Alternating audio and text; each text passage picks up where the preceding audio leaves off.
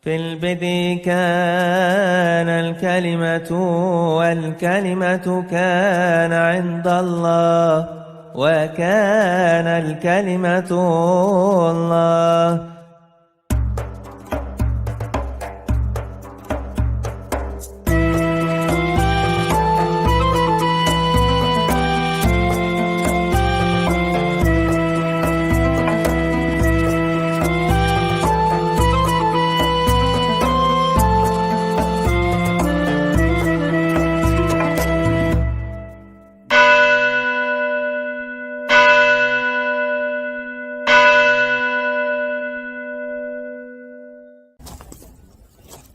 Berada di situs yang penting, sekalipun kita tahu ya, pada saat Antonio Barluzzi, seorang arsitek yang sangat terkenal, yang banyak karya-karyanya itu bisa kita saksikan sampai hari ini di Tanah Suci, antara lain gereja Tabor kemarin, dan yang lain adalah gereja ini yang disebut gereja Sabda Bahagia. Tadi waktu di bus kita sudah membaca ayat-ayat yang kita bisa jumpai dalam Injil Matius pasal 5. Namun karena itu sudah kita baca, kita tidak bahas semuanya. Kita hanya diingatkan ya bahwa teks itu sangat penting dalam pengajaran Kristus. Secara khusus misalnya kalau kita membaca Alkitab dalam konteks, berbahagialah orang yang miskin di hadapan Allah. Ini misalnya ayat 3. Karena merekalah yang empunya kerajaan surga. Kenapa Yesus mengawali sabdanya itu berbahagialah orang yang miskin di hadapan Allah. Nah, kita diingatkan pada ibadah di sinagog. Kita harus membayangkan Yesus itu adalah orang Yahudi. Jangan sekali-kali membayangkan Yesus masuk gereja GPIB atau gereja Katolik gitu ya. Nanti konteksnya nggak dapat. Sebagai seorang Yahudi yang diutus untuk menggenapi Torah, maka dia menjadi Yahudi untuk menggenapi hukum Yahudi. Nah, sebagai seorang Yahudi tentu bahasa sehari-hari yang dipakai Yesus itu kalau ibadah ke Bait suci atau di sinagog itu adalah bahasa klasiknya adalah Hebrew, Ibrani, ya. Tapi kalau percakapan sehari-hari begini bahasa Aramaik. Nah, doa-doa Yahudi itu sampai hari ini juga ditulis atau dilantunkan baik dalam bahasa Ibrani maupun bahasa Aramaik.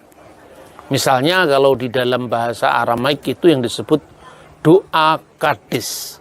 Doa kadis itu yit kadal we yit kadasima rabbabi alma misalnya. Itu yang mendasari doa Bapa kami. Jadi sesungguhnya Yesus tidak membawa sesuatu yang sama sekali baru. Tetapi kedatangannya itu adalah menggenapi dari apa yang sudah ada. Kalau doa kadis Yahudi itu kira-kira kalau diterjemahkan itu terpujilah namanya, datanglah kerajaannya yang kekal. Itu menggunakan kata ganti dirinya. Tetapi kalau dalam doa Bapa kami, Avenu Seba Semayim, Bapa kami. Jadi sudah lebih dekat. Ya. Kemudian kalau kita masuk ke sinagog, sampai hari ini, sebelum para pelayan itu mempersembahkan pelayanannya kepada Tuhan, dia mengatakan satu teks yang berbunyi, Hineni ha'ani mimeas, inilah aku, si miskin yang ingin melayanimu Tuhan. Nah, makanya Yesus mengawali sabda bahagia itu, berbahagialah orang yang miskin, karena latar belakang itu tadi. Hineni, inilah aku, ha'ani mimeas, orang miskin atau si miskin yang ingin melayanimu Tuhan. Nah, saudara-saudara, karena itu khotbah di atas bukit juga membawa pesan cinta universal. Misalnya pada ayat 9. Di situ dikatakan, berbahagialah orang yang membawa damai, karena mereka akan disebut anak-anak Allah. Jadi anak Allah itu maknanya beragam. Malaikat-malaikat di surga itu juga disebut anak-anak Allah. Misalnya dalam kitab Ayub. ketika Tuhan menciptakan langit dan bumi, bintang-bintang fajar bersorak-sorai, itu anak-anak Allah dimaknai sebagai malaikat. Lalu ketika Raja Israel yang diurapi sebagai raja itu disebut anakku, anak Allah. Tetapi orang-orang yang membawa damai, siapapun, agama apapun, disebut anak-anak Allah. Itu pengertian generik dari istilah Bnei Elohim. Tetapi ada istilah yang lebih spesifik dalam persekutuan kita dengan Kristus, yaitu apa? Monogenes Theos, putra tunggal Allah. Dan itu hanya spesifik berlaku bagi Yesus, tidak berlaku bagi orang lain. Nah, sementara kita yang mengikuti Sang Kristus sebagai anak tunggal Allah disebut anak-anak Allah dalam Injil Yohanes. Bukan anak karena hubungan darah, hubungan daging, bukan keinginan seorang laki-laki, melainkan dari Allah. Makanya kalau ada orang yang tidak paham iman Kristen dan mengatakan kalau Allah punya anak siapa bidannya, itu sesungguhnya pertanyaan primitif yang tidak layak ditampilkan di panggung kehidupan orang beradab. Karena itu artinya orang yang salah paham memaksakan paradigmanya kepada orang lain tanpa mau cross check apakah benar yang dituduhkan itu seperti itu. Karena memang konteks agama itu kan beda-beda ya. Ketika orang Yahudi, dalam hal ini ajaran Sang Kristus, mengatakan berbahagialah orang yang membawa damai karena dia akan disebut anak-anak Allah. Orang Yahudi tidak usah bertanya kalau Tuhan punya anak siapa bidannya, itu sudah lewat pertanyaan seperti itu. Karena doa-doa Yahudi seperti yang misalnya terekam di naskah-naskah Laut Mati, The Dead Sea Scroll, itu dengan sangat jelas dikatakan doa Yahudi, Avinu we Malkinu, Bapa kami dan Raja kami. Orang Yahudi tidak bertanya lagi kalau dia disebut Bapa kami siapa mamanya, sehingga dia punya anak gitu loh.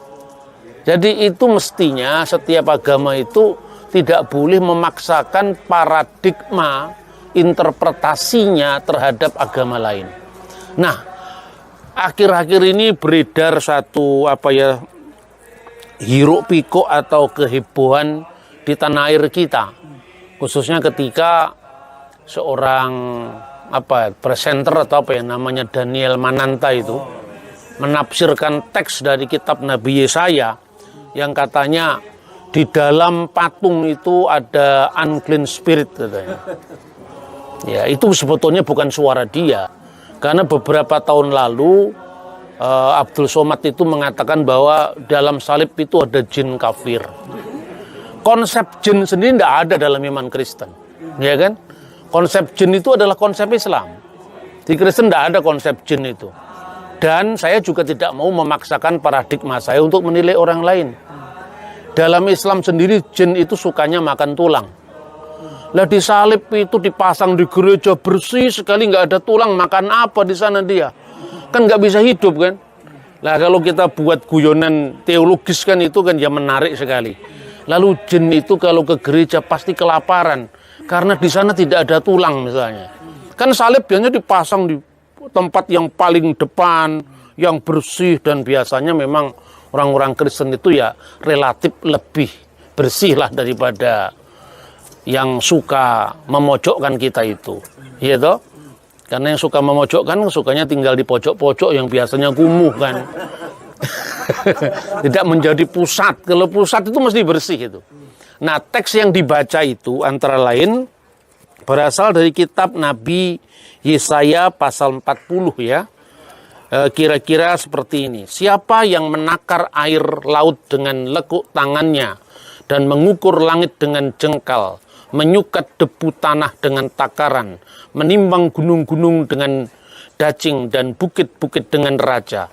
Siapa yang dapat mengatur roh Tuhan atau memberi petunjuk kepadanya sebagai penasihat. Jadi dengan siapa hendak kamu samakan Allah? Dengan apa dapat kamu anggap serupa dengan dia? Patungkah? Tukang besi menuangnya dan pandai emas melapisinya dengan emas, membuat rantai-rantai perak untuknya. Orang yang mendirikan arca, memilih kayu yang tidak lekas busuk, mencari tukang yang ahli untuk menegakkan patung yang tidak lekas goyang. Tidakkah kamu tahu? Tidakkah kamu dengar? Tidakkah diberitahukan kepadamu dari mulanya? Tidakkah kamu mengerti dari sejak dasar bumi diletakkan dan seterusnya? Jadi ini konteksnya apa sebetulnya? Konteksnya itu adalah Israel sudah diselamatkan oleh Tuhan, yang adalah pengendali, penguasa, pantokrator semua alam semesta ini. Masa harus kamu samakan dengan patung-patung buatan tangan manusia untuk disembah? Tapi kalau membuat benda seni, tidak semuanya itu harus dikatakan sembahan, kan? Ya, itulah sebabnya negara kita itu rusak karena apa? Benda-benda seni dianggap musuhnya Tuhan. Lah Tuhan kok ya punya musuh patung itu, kok ya pangkatnya kan masa direndahkan. Tuhan itu penakut, takut dengan patung itu loh. Saudara-saudara, kita melihat Alkitab itu mesti dengan konteks ya. Yang pertama, apakah membuat benda-benda liturgis itu dilarang? Itu harus kita clear dulu ya. 10 perintah Tuhan itu kurang tajam seperti apa kalau dibandingkan dengan mereka yang suka salah paham dan pahamnya salah itu. Ya kan? 10 perintah Tuhan itu yang namanya Asyeret Hadivarim. Itu diawali dengan deklarasi bahwa Tuhanlah yang telah menyelamatkan Israel dari tanah Mesir, dari tempat perbudakan. Maka kalau dalam dasasila Yahudi atau 10 perintah Allah Yahudi itu, hukum pertama bukan jangan ada ilah lain, tidak. Hukum pertamanya itu adalah Anoki Adonai Eloheka Asher Hosetika Mi'aret Misrayim Mibet Avadim. Akulah Tuhan sembahanmu yang membawa engkau keluar dari tanah Mesir, dari tempat perbudakan. Makanya nanti kalau Bapak Ibu di Mesir, atau di sini juga banyak di Holy Land ini, nanti melihat 10 perintah Tuhan dalam bahasa Ibrani, biasanya huruf yang pertama di sebelah kanan itu Anoki, itu akulah. Baru yang kedua, jangan ada ilah lain, Lo Yihye Lecha dan seterusnya. Lo Yihye Lecha Elohim Akherim Alpanai. Jangan ada ilah lain di hadapan hadiratku. Nah, kita memiliki 10 perintah Tuhan itu sebetulnya sama. Yahudi, Kristen, Samaria itu sama. Karena Tauratnya kan satu. Cuman sistematiknya bisa berbeda-beda. Yahudi lain lagi. Yahudi karena pendahuluannya dimasukkan jadi hukum pertama. Lalu hukum yang kedua, Lo Yihye Lecha tadi. Baru disusul dengan ungkapan jangan membuat patung. Lo ta'aseh lecha, jangan membuat bagimu patung, ya, pesel patung, dan segala yang serupa. Dan segala yang serupa itu vekal temunah. Dan segala yang serupa. Serupa dengan apa? Yang pertama, Asher basim mayim mimeal. Segala yang berada di langit yang di atas. Contohnya apa? Orang Mesir dulu mengingat dewa matahari yang disebut Ra. Makanya muncul Ramses, ya, anak dewa matahari.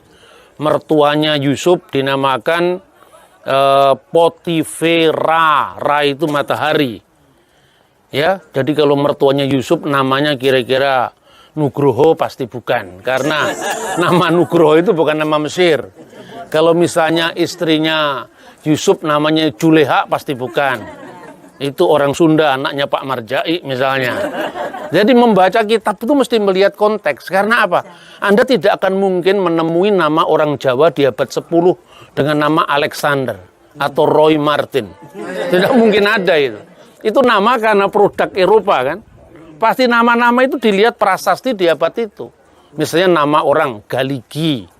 Sekarang kita udah lupa apa itu Galigi. Itu ada di prasasti Balitung.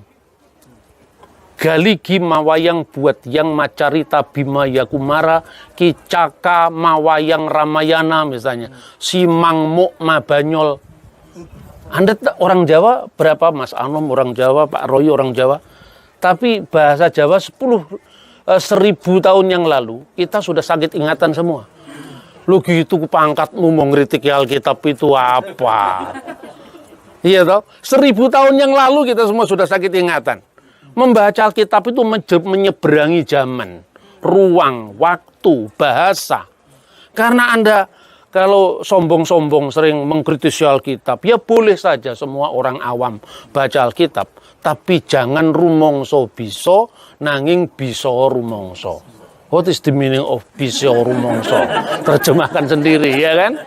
Gitu loh. Jadi artinya apa? Kita membaca peristiwa 1000 tahun yang lalu pun, itu butuh pemahaman bahasa kuno. Apalagi peristiwa ribuan tahun, zamannya Musa, zamannya Daniel, zamannya Yesus, zamannya Yesaya, ayat yang kita baca tadi. Baik, jadi yang ada di langit yang di atas. Lalu yang kedua, V Asher, yang Ba Eret, dan yang ada di bumi, Mitahat, bumi yang ada di bawah. Orang Mesir punya misalnya dewa sapi, ya. Itu konteksnya apa? Hathor. Hathor itu adalah bentuknya lembu. Nah, dia punya anak laki-laki namanya itu Happy atau Apis kalau bahasa Koptiknya. Itu yang mengikat bangsa Israel. Makanya ketika mereka sedang dalam keluaran dari tanah Mesir, Eksodus itu, Tuhan menghendaki jiwa mahardika, jiwa yang merdeka. Tapi paradigmanya tertinggal di Mesir. Karena itu di padang gurun, salah satu godaan bagi Israel itu adalah menyembah anak lembu emas. Anak lembu emas itu Apis. Apis itu anaknya yang namanya Hathor. Ya, nanti ketika Israel terbelah menjadi dua, kerajaan utara berpusat di Samaria, sebelumnya di Tirsa, kerajaan selatan berpusat di Yerusalem. Mereka juga mengulangi hal yang sama, tapi lebih canggih. Karena pada saat itu Allah Israel itu disinkretiskan dengan Dewi Kesuburan Asyera. Sehingga bukan lagi patung anak lembu emas dalam Septuaginta itu adalah patung sapi betina. Itu terjadinya tidak pada saat keluaran. Sapi betina itu terjadinya pada saat Samaria. Peristiwa Samaria. Itu artinya apa? Jangan menyerupai dengan yang ada di bumi yang ada di bawah. Termasuk patung sapi betina atau patung anak sapi zaman keluaran. Lalu W Asher dan yang Bamayim yang ada di dalam air, Mitahat La'aret yang ada di bawah bumi. Misalnya orang Mesir punya dewa, itu dewa namanya Sobek atau dewa buaya. Itulah yang Tuhan peringatkan di 10 perintah Tuhan itu. Dan semuanya itu berkaitan dengan apa? Berkaitan dengan penyembahan patung-patung yang berhubungan dengan komitmen mereka kepada Tuhan yang tidak mau diduakan, tidak mau diserupakan. Itu konteksnya. Tapi kalau membuat arca, membuat benda liturgis yang itu berkaitan misalnya gambarnya malaikat, boleh. Contohnya kita baca ya satu ayat. Itu semua harus ada dasar teksnya, dasar biblikalnya ya. Misalnya kita bisa baca di dalam kitab Keluaran 25 ayat 18. Dan haruslah kau buat 2 kerub dari emas. Kau buatlah itu dari emas tempaan pada kedua ujung tutup perdamaian itu. Ini jelas Tuhan membolehkan membuat gambar kerubim. Kerubim itu kan gambarnya malaikat. Itu 3 dimensi loh, bukan 2 dimensi. Artinya bikin patung ciptaan itu boleh. Ya toh? Karena apa? Manusia itu kan membutuhkan apa? Membutuhkan sebuah visualisasi dari yang tidak kelihatan. Tetapi Tuhan memberikan pedoman yang boleh kamu visualisasikan itu adalah ciptaan. Atau misalnya orang-orang yang disebut hamba pilihan, tidak semua pukul rata. Jangan membuat patung, misalnya patung apa dulu. Gitu. Makanya kalau di dalam gereja itu ada ikon. Ikon itu sendiri teksnya ada di dalam kitab suci. Yesus disebut sebagai ikon dari Allah yang kelihatan. Karena itu wujud inkarnasi. Firman menjadi manusia. Lah kalau firman menjadi manusia kan bisa digambar.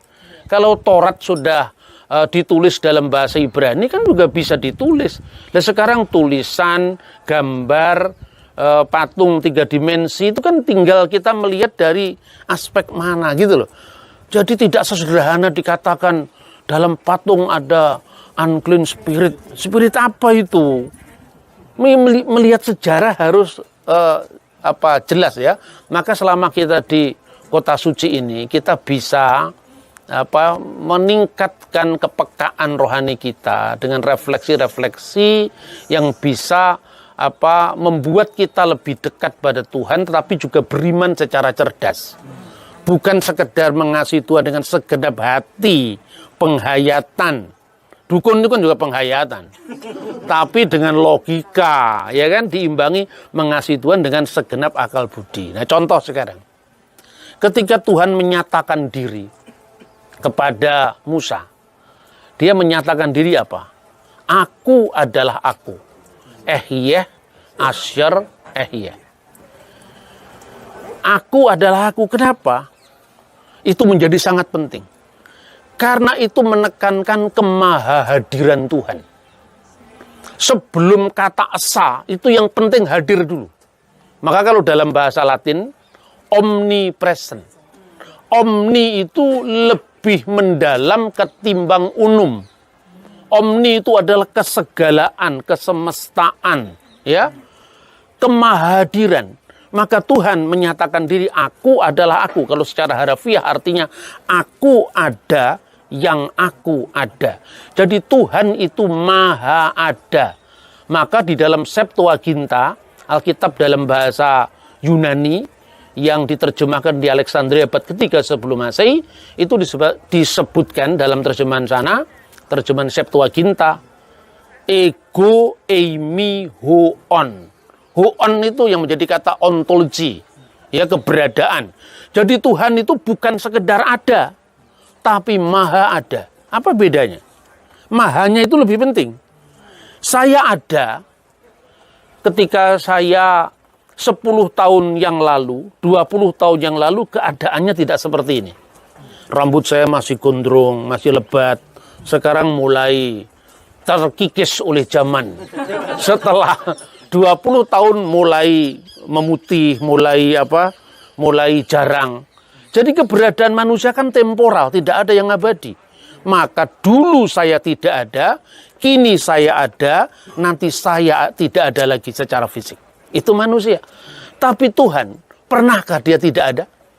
Dia selalu ada. Makanya dalam doa Yahudi yang namanya Adon Olam, itu ditekankan bahwa Tuhan itu Vehu hayah, vehu howeh, vehu yihye batif arah. Dia yang sudah ada, yang ada, dan yang akan ada. Yang seterusnya ada. Dan itulah yang mendasari doa Rasul Yohanes dalam kitab Wahyu. Di mana Tuhan menyatakan diri yang ada, yang sudah ada, dan yang akan datang yang maha kuasa. Itu yang ditekankan dengan kemahaadaan Tuhan. Kalau 1, 2, 3 itu setelah ada ciptaan. Sebelum ada ciptaan, belum ada 1, 2, 3, Pak Gendut naik kuda, belum ada. 1, 2, 3 itu karena apa? Sudah ada yang lain. Coba sekarang. Tuhan mengatakan, aku adalah aku. Aku. Adanya aku itu kan setelah ada engkau. Makanya dibedakan ketika masih satu. Sebelum dunia ada, yang ada siapa? Hanya Tuhan. Ciptaan belum ada. Ketika ciptaan sudah ada, baru ada selain aku, yaitu kamu. Itu baru ada 2. Gitu. Baru Tuhan menciptakan yang lain, ada 3. Aku, kamu, dan dia. Pihak kedua menjadi jamak aku dan kalian. Gitu. Pihak ketiga menjadi jamak, aku, kalian, dan mereka. Nanti di antara sekumpulan manusia yang menjadi jamak, kami dan kamu sekalian. Adanya aku, dia, itu setelah ada yang lain. Jadi, itulah sebabnya Tuhan tidak menyatakan misalnya, hai Musa, akulah Tuhan, tidak ada Tuhan selain aku. Dia tidak mengatakan begitu. Karena itu setelah ada ruang, setelah ada waktu, setelah ada bilangan. Jadi iman Kristen itu mendalam, saudara-saudara. Tidak sesimpel yang dikatakan, di dalam patung ada unclean spirit. Tidak ada, itu primitif sekali itu. Itu kan pandangan-pandangan yang pendalamannya kurang. Nah sekarang, tidak usahlah kita ngomong Alkitab terlalu agung, terlalu mulia. Saya ajak Anda ngomong Aristoteles saja. Nah, ya, seorang filosof yang terkenal. Kata Aristoteles, refleksi manusia itu terbagi menjadi 3. Yang paling rendah, itu namanya fisik. Jadi fisik ini orang tidak akan bisa paham kalau tidak melihat bendanya. Ini misalnya. Ini bundar. Semua mata melihat ini bundar. Topi saya bundar, bundar topi saya. Kalau tidak bundar, itu topi persegi misalnya. Kan ada persegi, ada bundar kan? Itu fisik. Di atas fisik ini namanya matesis. Matesis itu adalah bilangan. Ya, 1, 2, 3 itu bilangan. Nah, misalnya 1 tambah 1 tambah 1 sama dengan berapa? 3. Jadi kalau Bapa, Putra, dan Roh Kudus ada berapa? Ada 3. Loh itu kan ditambah kalau dikali. 1 kali 1 kali 1 tetap 1. Lah Tuhan itu tak terhingga. Tak terhingga tambah tak terhingga tambah tetap tak terhingga. Iya kan? Nah logika kita mainkan sekarang. Ketika Anda mengatakan 2 kali 5 sama dengan 10. 5 kali 5 sama dengan 25. 5 kali 1000 sama dengan 5000. Mana 5000-nya? Anda keluarkan uang receh 5000. Ini kan simbol 5000. 5000 itu 5000 meter, 5000 kilometer, 5000 liter. Lah itu apa? Ini konteksnya matesis. Itu baru tingkat kedua. Tingkat yang tertinggi yang tidak bisa lagi dieja dengan kata. Hanya dialami dengan iman dan refleksi yang juga tinggi. Metafisika. Metafisika. Di balik yang fisik. Jadi ini yang tertinggi. Itulah Tritunggal. Makanya kalau sedang mengatakan Tuhan itu satu. Setan juga bisa. Itu disebutkan dalam kitab suci kan. Yakobus pasal 2:19. Kamu percaya Allah itu satu? Kalau hanya itu, setan juga tahu dan gemetar karena keesaannya. Jadi esa, ya, itu menegaskan komitmen kita. Makanya Bapak Ibu, kalau kita lihat nanti di toko-toko souvenir, di hotel atau di mana, ada benda yang namanya mezuzah, ditulis huruf sin. Itu bagian daripada komitmen kita. Shema Yisrael, Adonai Elohenu, Adonai Echad. Tuhan, sembahan kita, Tuhan itu esa, Tuhan itu satu. Karena sudah ada Israel, maka ada 1, 2, 3. Ada Israel, ada Moab, ada Bani Amon. Makanya Tuhan bagimu yang satu ini. Yang lain-lain bukan. Itu komitmen. Makanya diingatkan, pasang di pintu rumahmu mesusa. Setiap kali kamu matamu mau ke kanan ke kiri, mau ingin kepada Baal, mau ingin kepada Asyera, ingat Adonai Elohenu, Adonai Echad. Jadi adanya esa itu komitmen setelah ada umat, setelah ada ciptaan. Tapi ketika dunia ini dalam kelanggengan yang belum ada ruang, belum ada waktu, esa itu untuk apa? Wong tidak ada yang lain, ya kan? Makanya itu jelas kan yang dikatakan esa itu bagian dari komitmen kita kepada Tuhan. Makanya ada Shema Yisrael, Adonai Elohenu, Adonai Echad. Itu artinya komitmen kita bahwa kita hanya memiliki satu Tuhan dan tidak ada yang lain. Karena itu ada tingkat monoteisme, yaitu 3 tingkat. Monoteisme setan yang satu, monotisme 1, 2, 3 tadi, itu monotisme tingkat demit itu. Monotisme tingkat lelembut itu satu. Kedua, monotisme Abraham. Dia diutus pergi sekalipun dia belum tahu dia berangkat. Dia menjadi Abhama Amin, bapak orang beriman. Abhama Aminim, ya Abul Mukminin, bapak orang beriman. Lalu yang ketiga adalah monotisme Tritunggal Maha Kudus. Itu monotisme yang tertinggi karena tidak lagi bicara tentang ruang, waktu, bilangan, maka dikatakan nu'min bi ilahin wahid. Aku percaya kepada satu Tuhan, satu junjungan agung, satu Adonai, satu Kurios, yaitu Yesus Kristus. Putra Allah yang tunggal. Ingat, jangan dianggap anak beranak ini. Putra Allah yang tunggal, monogenes theos, yang lahir dari Bapa. Mana ada orang lahir dari Bapa? Semua lahir dari Mama. Berarti ini bukan kelahiran fisik. Berarti benar Roma Irama ketika mengatakan Tuhan tidak beranak dan tidak diperanakkan. Maka jangan GR. Kristen juga tidak percaya gagasan seprimitif itu. Karena apa? Lahir dari Bapa, masih ada sambungannya. Sebelum segala abad.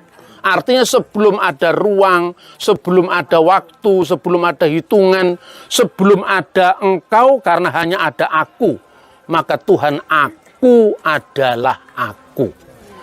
Nah, kiranya berkat dari Tanah Suci secara khusus di depan gereja Sabda Bahagia. Gereja di mana Kristus mengajarkan 8 sabda bahagia, tapi juga dengan doa Bapa kami. Diajarkan di 2 tempat, satunya di tempat ini, satunya nanti kita lihat ketika kita mengunjungi Yerusalem.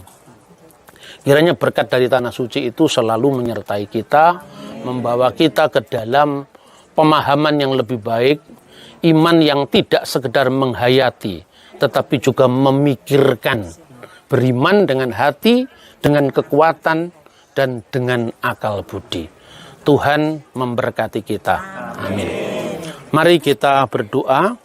Saya akan doa syukur dalam bahasa Arab ya. Jadi itu supaya kita hanya bisa menghayati bahwa ada banyak saudara-saudara kita Kristiani yang berasal dari teman-teman kita di Palestina, juga warga negara Israel yang berasal dari orang Arab, baik itu dari gereja Ortodok maupun gereja Katolik. Tentu kita untuk menghayati itu kita bisa berdoa. Saya mencontohkan doa syukur dalam bahasa Arab menurut ritus Koptik ya. Jadi itu doa pertama tentu adalah tanda kemenangan yaitu salib yang ditegaskan al-ilahu wahid. Jadi tidak sekedar demi nama Bapa dan Putra dan Roh Kudus, tapi ditegaskan al-ilahu wahid, amin. Allah yang esa, amin. Lalu kemuliaan, ya, kemuliaan bagi Bapa, Putra dan Roh Kudus. Lalu Tuhan kasihanilah. Karena seperti spirit ajaran Yesus tadi, ya, bahwa inilah aku, orang miskin, si miskin yang mau melayani engkau, kerendah hatian. Ya, makanya kerendah hatian itu bukan mengklaim kayak klaim asuransi. Ya toh, kan kita sering kali kalau doa saya klaim Tuhan, klaim janjimu. Nagih Gusti Allah kan ora pantes itu. Dengan Tuhan itu harus wedi asih, ya toh. Makanya kiri eleison Tuhan kasihanilah ditutup dengan doa Bapa kami, ya. Mari kita berdoa. Bismillah abi walibni warahil kudus al ilahu wahid, amin. Kiri eleison Tuhan kasihanilah, Tuhan kasihanilah, ya Rabbu barik Tuhan, berkatilah al-masdulil abwalibni warahil kudus, al-ana wa kulu awanin wa ila dahrid dahirin, amin. Allahumma ij'alna mustahakin anakula bisyukur, abana lati fis samawat liyataqaddasi ismuka, liya'ti malakutuka litakun masyiatuka kama fis sama'i kadzalika 'alal ard. Kubsana kafafana atinal yaum waghfir lana dunubana kama nakfirun nahnu aidan lil mudnibina ilaina wala tudkilna fit tajribah lakin najina minasirir bil masihi yasura binali analakal mulka wal quwata wal masda ilal abad bismil ab walibni warahil kudusal ilahu waqid, amin. Selamat berziarah, Tuhan memberkati. Amin.